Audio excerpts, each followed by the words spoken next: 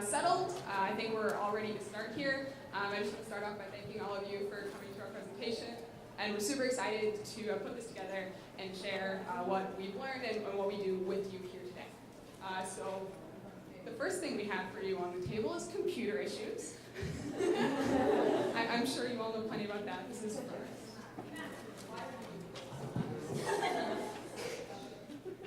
Right, so in the meantime, let me tell you a little bit about our mission.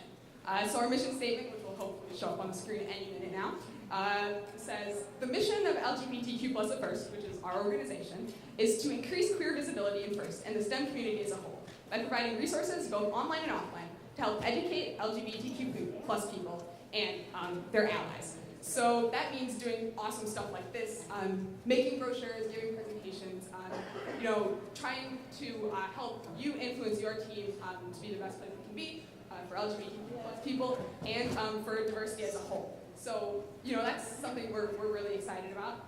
And we, also are really big into the community aspect. The 5 of us have actually never met each other before today. So we have a great online community, and that transfers into our in-person community. So that's a really awesome way for LGBTQ plus students to find a way of connecting with other people when they may be ostracized on their own teams. So as we continue with our wonderful IT issues,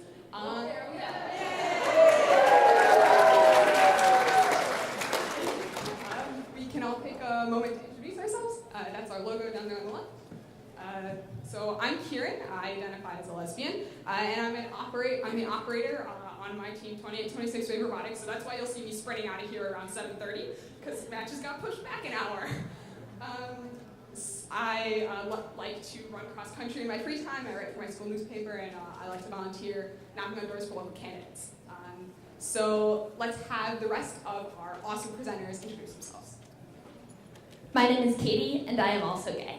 I'm the team captain of FTC 3595, Schrodinger's hat, so I'm really involved with every aspect of the team. Robotics is basically my entire life, but I've also done karate for 12 years, and I'm a second-degree black belt. So I'm Max. I'm a transgender student on FRC 2197, and I'm also on FTC 5300.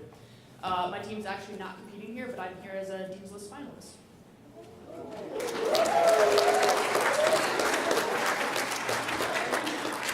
Hello, I'm Molly. I am a lesbian, and I work mainly on the business subgroup of FRC King 1747. I am also a chairman's presenter, and I am on the PIC crew. When I was in middle school, I was in FLL for 3 years before joining FRC, and now I actually mentor 2 FLL teams of my own. And when I'm not doing something First related, I'm either playing ukulele or singing. I'm Erica. I'm the captain and former software lead of FRC Team 1073, the Force team. Outside of robotics, I am usually participating in student government, playing a variety of instruments, or there was a third thing, but I can't remember, so I'm just going to say taking long walks on the beach.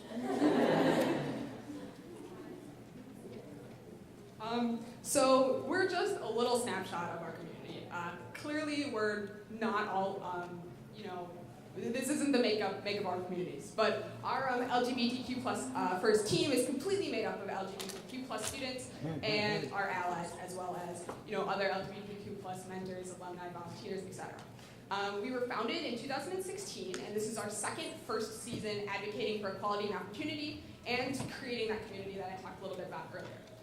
We're directed by a board of involved LGBTQ plus students, and as we're directly connected to our audience, we think we're in a really unique position to help educate and impact our peers. However, we definitely couldn't do this without the help and support of mentors, volunteers, alumni, parents, and more, who help us spread our mission around the world and make it effective right here at home, or in my case, 8 hours from home. But before we really get going, I just want to give a few special shout-outs, so just bear with me. We want to say thank you to John Kenfield. He's been invaluable in helping us fund and manufacturing these great enamel pins. If you haven't gotten one, grab one up here. And to Michelle Long, who's been absolutely incredible in helping us form a connection with First headquarters. So this year, we had the opportunity to attend over 50 First events around the world. and hope to grow our presence and impact even more with the help of all of you and your connections. So thank you for helping us make this all happen. So today, we're not only going to learn about why our mission is important and needed, and how you can help us starting today, but also how to make FIRST more accepting and how that makes us all better engineers, better business people, better scientists. By presenting some strategies which we hope are effective to help improve your team environment and improve FIRST culture towards LGBTQ+ people and understanding the benefits of this, we want to make sure that our differences and everyone's differences are clearly accepted throughout the FIRST community. So from statistics to stories, we want to offer you some tangible advice while focusing on listening, accepting, and of course, educating the communities around us. So this presentation is only part of the battle, and it's a really incredible opportunity we've got. And we hope that you can help us change perceptions as the future approaches, because diversity cannot wait.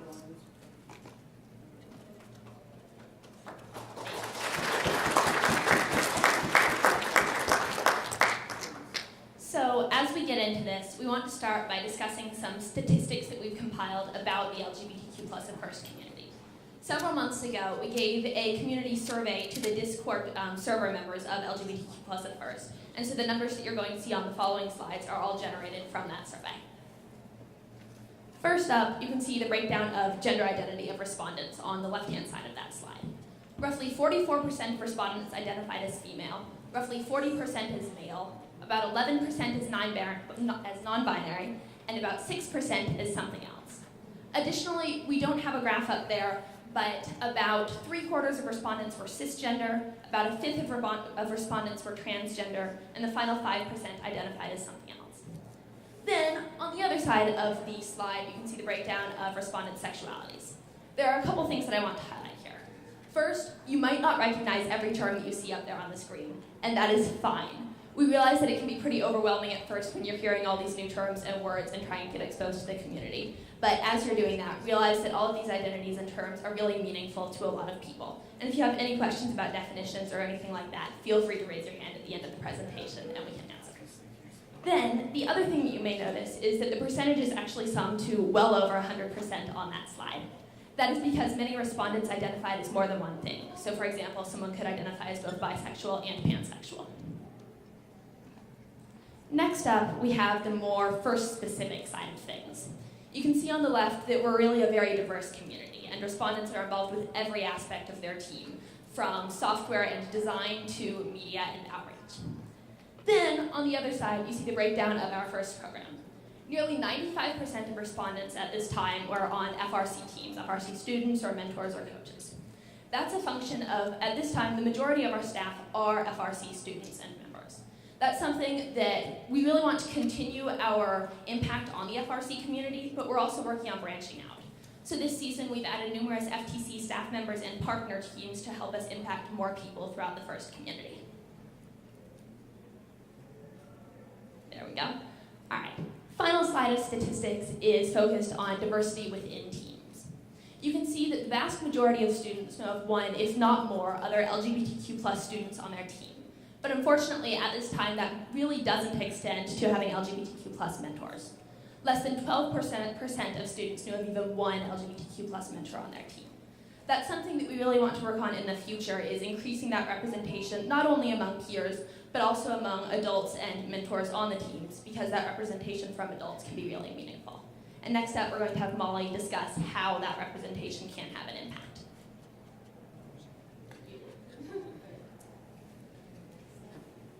So representation has been proven to have a positive impact on students. In a study of more than 100,000 elementary students, low-income African-American students with at least one African-American teacher in 3rd, 4th, or 5th grade have been shown to have a 39% reduced likelihood of dropping out of high school. This study points to something known as the role model effect. And this is basically where students benefit from seeing somebody who has something in common with them in an authority role. While many studies like this don't exist for LGBTQ+ students, we can use the same concept and apply it to LGBTQ+ people to an extent, but this really shows that there's a positive correlation with this. For example, Alan Turing, who you may recognize from the movie The Imitation Game, set that up there. He not only worked on cryptography to break the Enigma code, but he also brought forth the idea that you can make a machine that can compute the same thing that humans can. Turing essentially invented the idea of software, and his Turing machines grew into modern day computers. So your cell phones and your computers, those are all thanks to a gay man who was charged with gross indecency. He was chemically castrated and who committed suicide by cyanide. Sally Ride, she's famous for being the first American woman in space. She's also the youngest American and the first known LGBTQ plus person in space. She's a lesbian, and she's now succeeded by her partner Tam of 12 years. She also helped develop the robotic Canadarm for the space shuttle. After her career at NASA, she became a professor of physics at UC San Diego and continued to do science-based outreach. And this includes founding Sally Ride Science with her partner and co-writing 6 critically acclaimed children's science books. Ride eventually passed away in 2012 after a 17-month battle with pancreatic cancer. Nate Silver was a gay American statistician and writer. He first gained recognition for developing a system for forecasting performance and careers of Major League Baseball players. He is now the editor-in-chief for 538, and he successfully predicted the outcome of 49 out of 50 states in the 2008 election and all of them in the 2012 election. And he has also been named one of Time's most influential people of the year.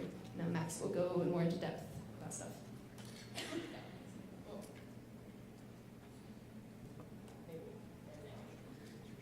So understanding. When our community was asked the question, do you the students / mentors on my team try to understand my identity? When asked this question, 78.7% of students at least positively agreed somewhat, and that seems really fantastic until you realize that means 11.8% of students disagree with this. And so, looking at these kind of things, we have to realize that there are 11.8% of students who feel at least somewhat not understood on their teams.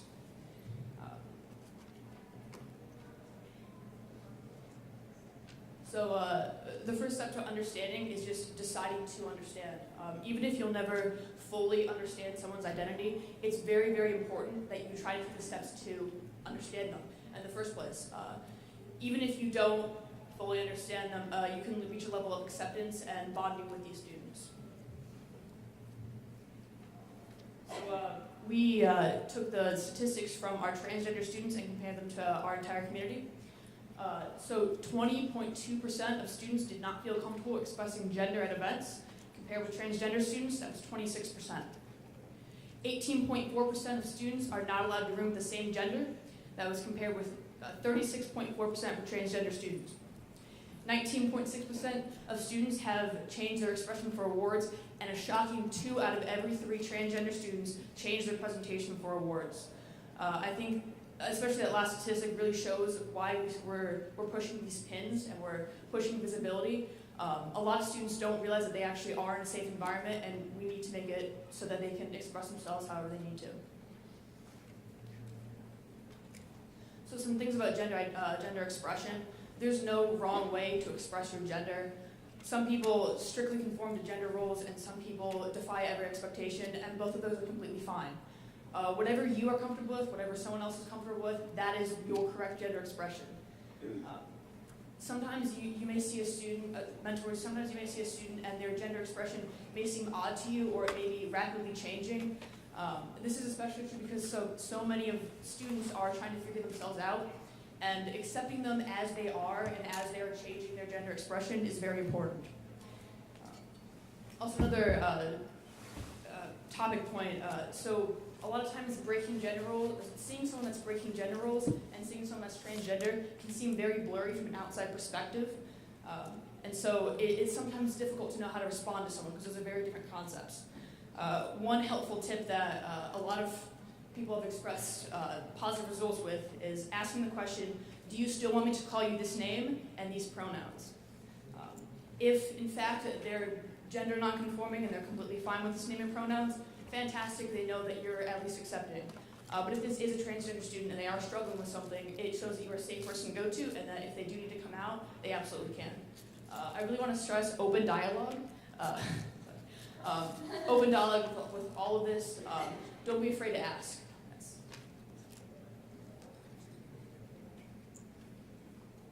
So some team policy notes.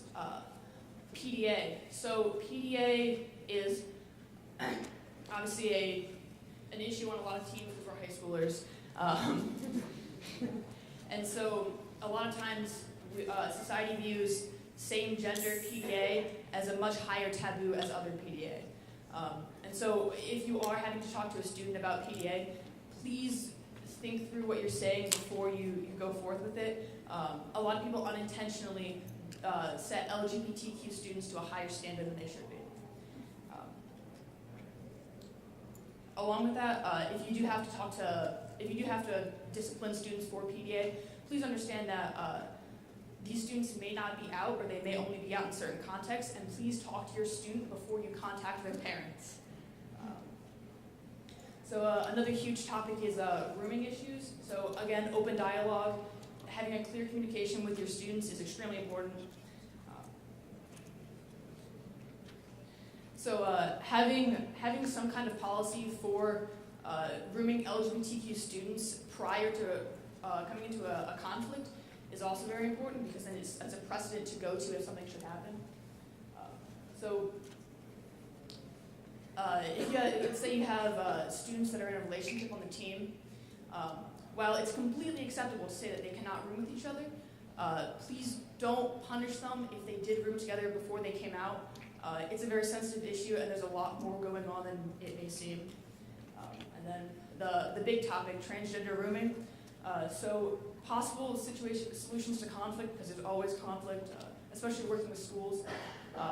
Whatever the student prefers, you should learn that first. If you can work that out, that's perfect. Also, some teams have found success having permission forms signed by parents so that their student would room with a transgender student. And then also private rooms, if necessary. I also want to stress, do not room a transgender student with their gender assigned at birth unless they explicitly agree to it. It is not preferred for the vast majority of transgender people.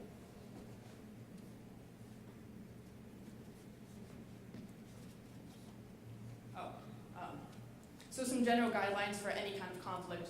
First, listen, try to understand identities and situations. The second is accept people for who they are. You may not understand as much as you wish you would, but acceptance goes a long way.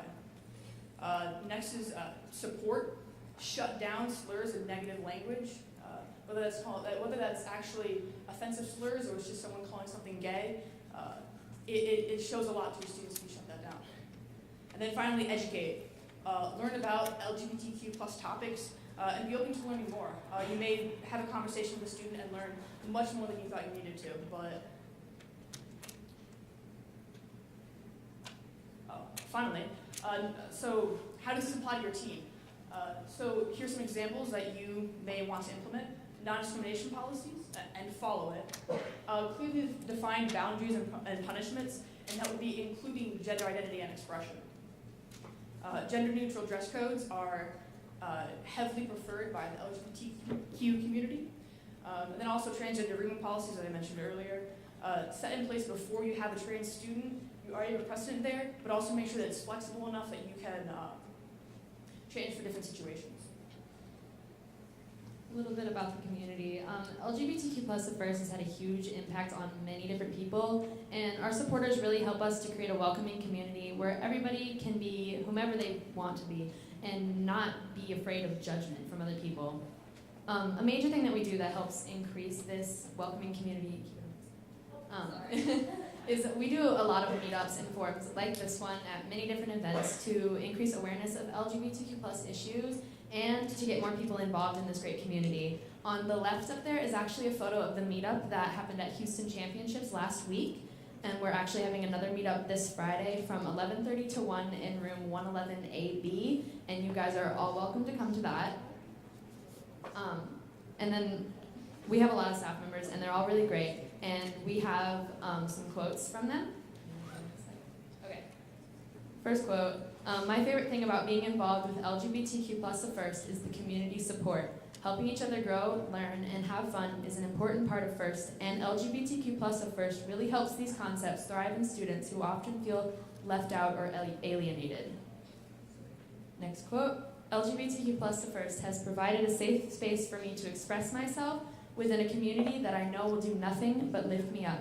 It has exposed me to so many people who I can connect with on a more personal level while still sharing a common interest of robotics. LGBTQ plus the FIRST has opened my eyes to this great community of people within another great community of people. LGBTQ plus the FIRST and the people I met through this organization gave me the courage to come out to my robotics team and live life openly as a trans man in FRC. Finally, our pins represent an accepting, safe, loving community that I'm a part of. At competition, the pin is a symbol that shows dedication and compassion for LGBTQ plus people like me and my friends. As you can see, we have an impact on the students around us, and that's exactly what we are looking to do. We want to make sure that not only we have a safe place to discuss our LGBTQ plus issues alongside our love for STEM, but that we can also make sure there's a safe place for everyone, no matter where in the world they are or what team they're on. So how exactly does diversity benefit robotics teams at FIRST?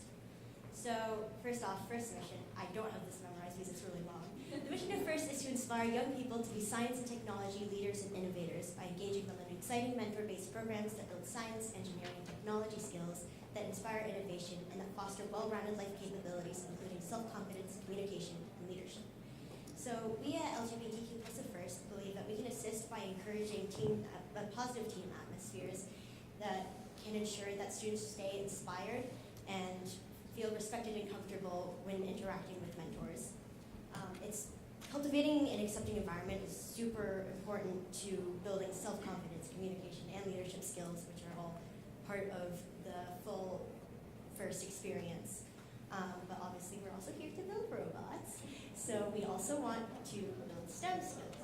So how does diversity help with building STEM skills and innovation?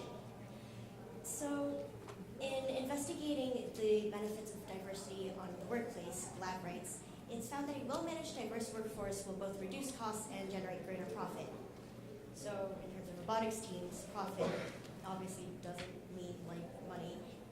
We see it to mean something more along the lines of effective problem solving and increased performance quality. The reason for this phenomenon is because diversity means there's a broader range of unique backgrounds and worldviews, which leads to a broader range of unique solutions. Furthermore, students who are out can spend less time and effort hiding who they are and more time and effort innovating. Also, friendly surroundings lead to better relationships between students on the team, reduce stress and anxiety, and generally improve people's experience. It also helps sustainability because students who feel comfortable with their role on their team tend to stay on the team. So overall, diversity and accepting space is very important to creating greater innovative leaps and providing a space to develop new skills, as is the goal of FIRST. So, as you heard, Kieran had a last-minute practice match that wound up being scheduled over this time, and she just had to run out. So, I'll be honest, I'm kind of winging this slide, but you'll still get the idea. First off, we just want to talk about what's coming up next.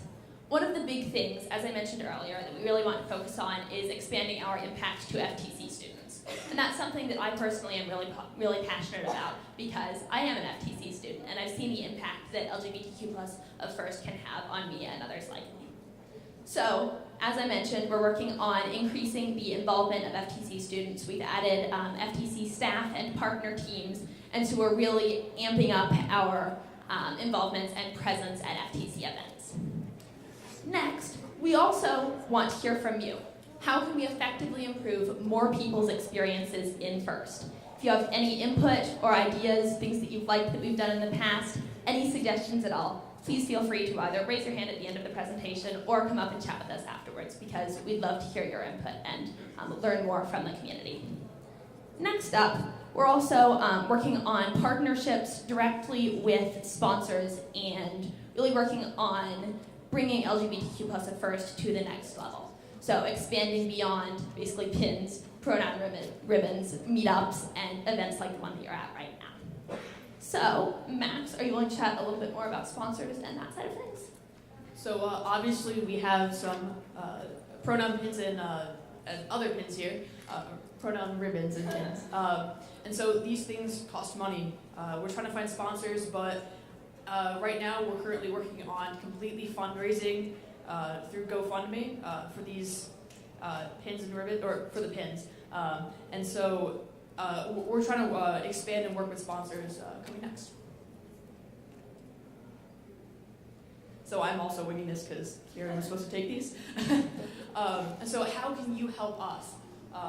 So first of all, becoming a partner team is fantastic. We're definitely looking for so many more partner teams. Right now we have more FTC partner teams than FRC, and a lot of that is because to be a partner team, your team has to be 100% accepting, and it's easier to do that with a smaller team. We understand that some teams want to help even if they don't have 100% acceptance, but at this point, it's not safe for us to say that this team is a safe team and then have a student on there who is not a safe person to talk to. And so also joining our staff. If you as an individual want to get involved, we would love to have you on our staff. We currently have 50-ish? It's been more since then. It's competition season, I don't know what's going on. And so we have staff all around the world, and we'd love to expand more. Also, wearing our pins, being visible is huge. I mentioned the statistic about people who change their expression for awards. That's huge. We want to have more people who are open and you can see these pins on them. You don't know if they're LGBTQ or an ally, and it doesn't matter because it just means that they're an open and accepting person. And then finally, spreading our message. If anyone mentions, hey, what's that pin? Talk about it. I mean, get in contact with us, work with us. We'd love to have you. And then a final note here. You guys may want to help us, but we're here to help you. This organization is for you guys. Anything you guys would need, we want to be able to provide.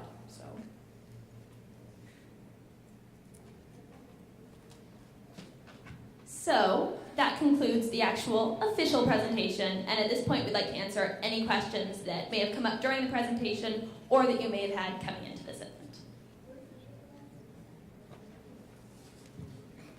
I can see it. All right, so it is Friday, April 27th from 11:30 to 1 in 11180.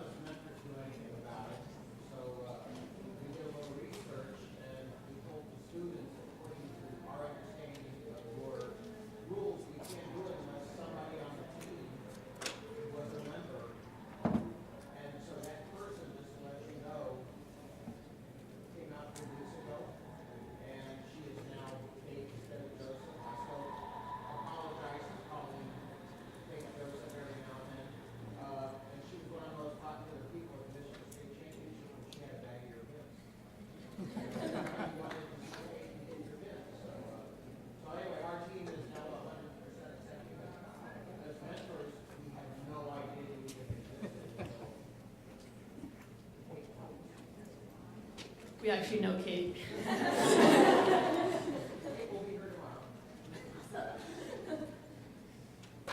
So first, just thank you. That's really, really cool that you want to get involved, and we would love to have you as a partner team. I'm guessing you know how to apply now. Is that true?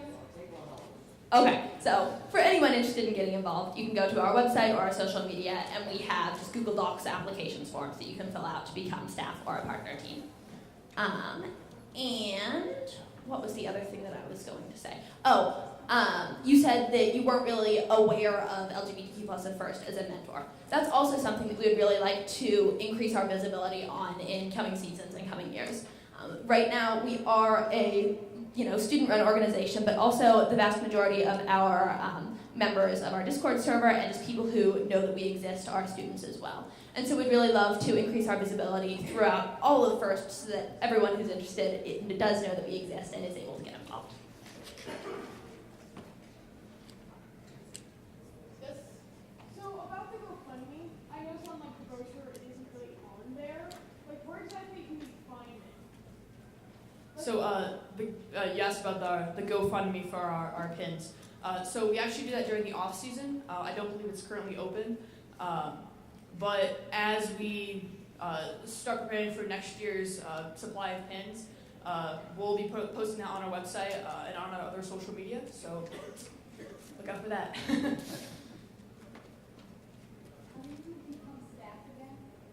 Ask them about becoming staff. So on our website, we have a Google form, and you fill it out. It sends us an email, and then we contact you.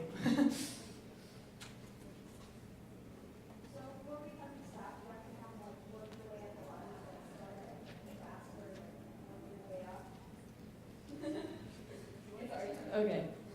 Well, what you do is when you apply, you go into this like interview room, and they talk to you about, depending on what position you applied for. You can apply to be an ambassador anytime throughout the year, but there's like an interview season after competition season where you can apply to be a representative or admin, either one. But it doesn't really work as like a ladder system. You have to like reapply for different positions to build up, I guess.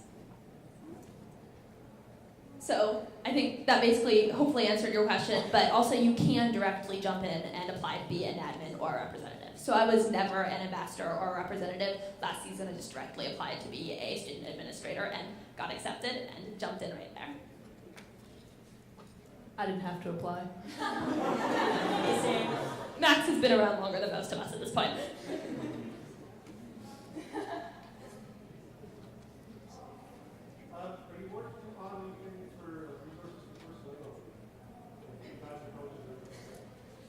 So I'm actually an FLL mentor, and so sometimes we're in an odd situation where a lot of parents have backlash at spreading this kind of stuff in FLL, which I definitely disagree with.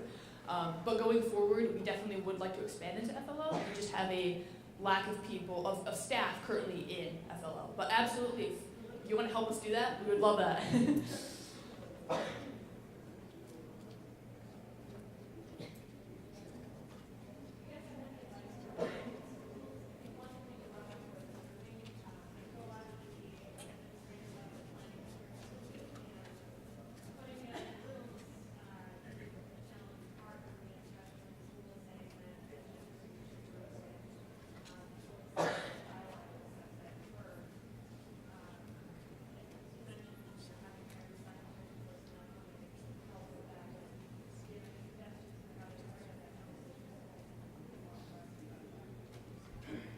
So as for bringing up conversations,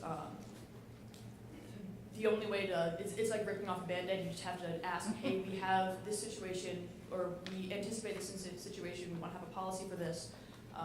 And just ask, like having a sit-down conversation with the school, seeing what exactly like their policies are, what they will not agree to, and then trying to work it out. A lot of it's different situations for different schools. Like I know my experiences have been very, very different than other teams' experiences, other schools' experiences. And so for one-on-one situations, if you want to contact us and we can help along mediate that, we would do that, or just sitting down and talking to the school is probably the best option. A lot of times private rooms is the only resolution to the situation, and that's what my team has to do. So, thank you for your question. We had that situation, Happy Michigan has a policy on that that kind of matches up with your guidelines. So we normally put 4 students in a room, and for our last travel event, we actually talked to the student and the parent. Kate told us who she wanted the room with, that person was okay, that person parent was okay. So in that room, we only put 2 people instead of 4.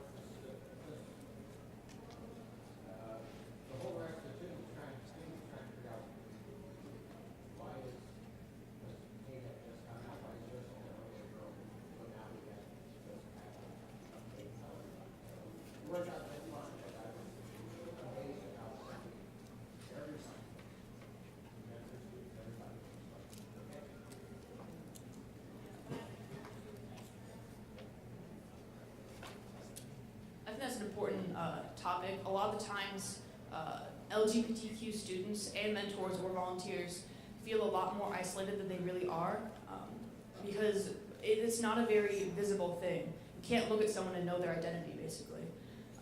And so a lot of the time, we view situations as a lot less accepting than they really are. And so being open about your acceptance and talking about these things is so, so important for these students to be able to come out and feel okay with themselves. So thank you.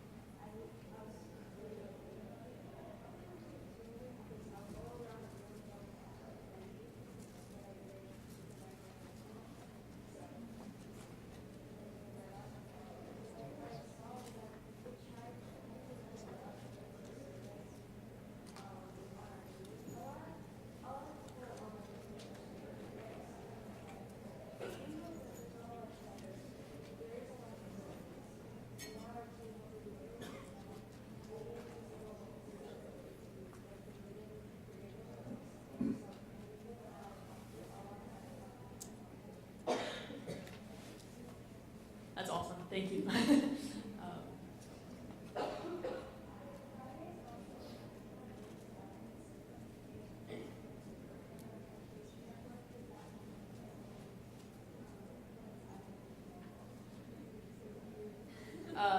It is just a coincidence that the National Day of Silence is the same day as our meetup. We talked about having some kind of event for it, but it's a first robotics event. It's the World Championship, and getting a bunch of kids to not talk during that was a feat we're not prepared to take.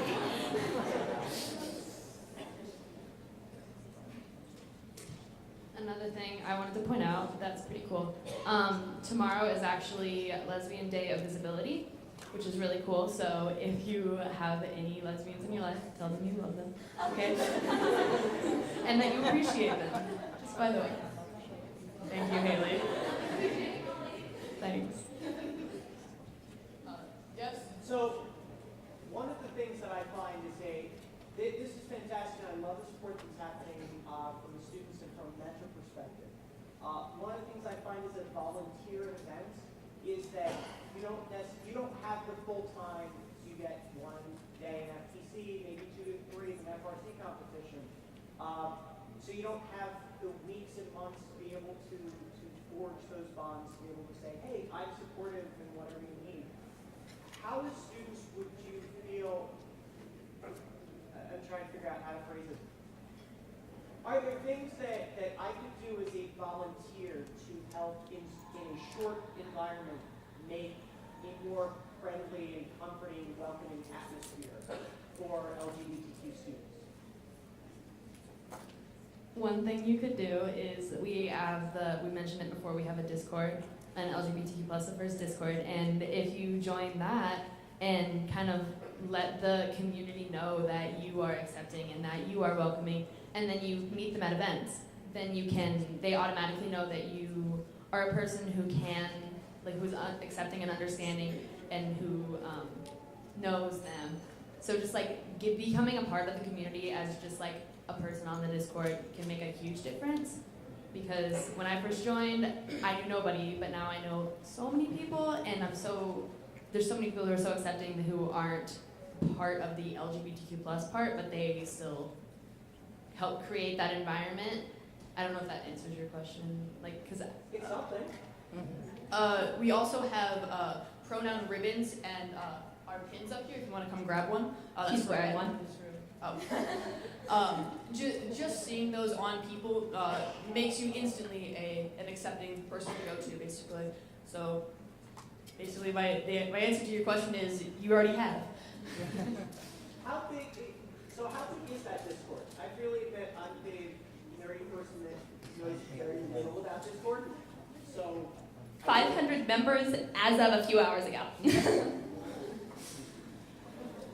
And also, going back to your earlier question about showing representation and acceptance, like Max said, wearing the pin is really important. And I think that can have likely an even bigger impact than you know.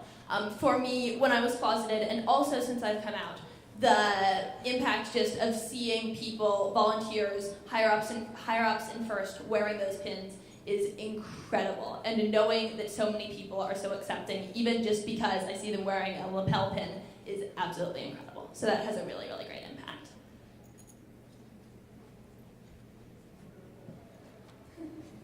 Another thing pretty cool about the Discord is actually today, not only do we hit 500 members, but it's actually the 2-year anniversary of the creation of the Discord server.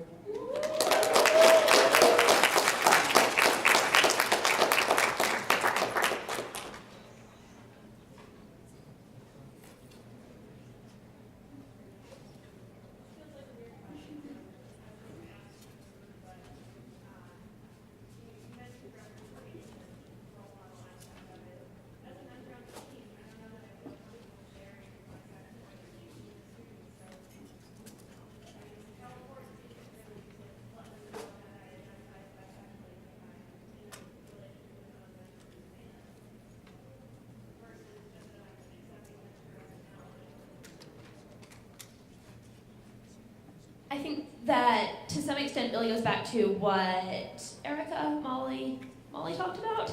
Yeah, where the representation does have a really great impact. So if you feel comfortable coming out, that is great. But also, we would never pressure anyone to come out if they didn't want to for any reason. So if you don't want to or you don't feel comfortable doing it, that is fine. Just showing that you're accepting and presenting as an ally is wonderful, and that does have a wonderful, really strong impact. But if you do come out, that can also give kind of a unique perspective for students and the way that you might approach things, and just seeing that representation, as Molly discussed, can have a really great impact. So it's up to you, basically.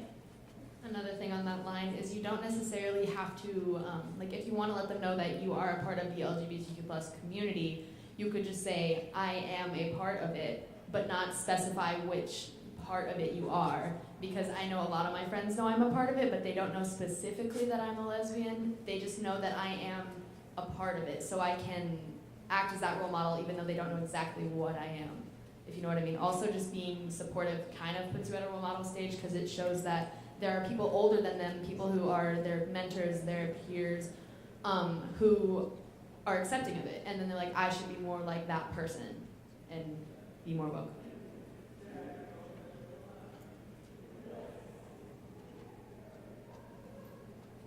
Yes, go ahead.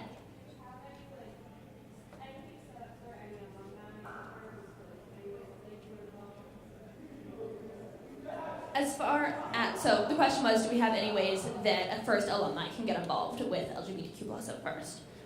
If alumni are interested in joining our staff, yes. We have 3 different tiers of staff involvement, basically. We have ambassadors, representatives, and admins. Representatives and admins are at this time only students, because we are really focused on being a student-run organization. So as an alumni, if you would like to apply for the ambassador role, that would be awesome.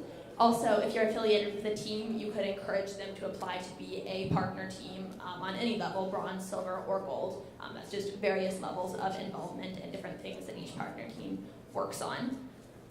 Beyond that, am I missing anything? I think that's it. We currently do have a handful of alumni on our staff, so it's not a new situation. We love alumni.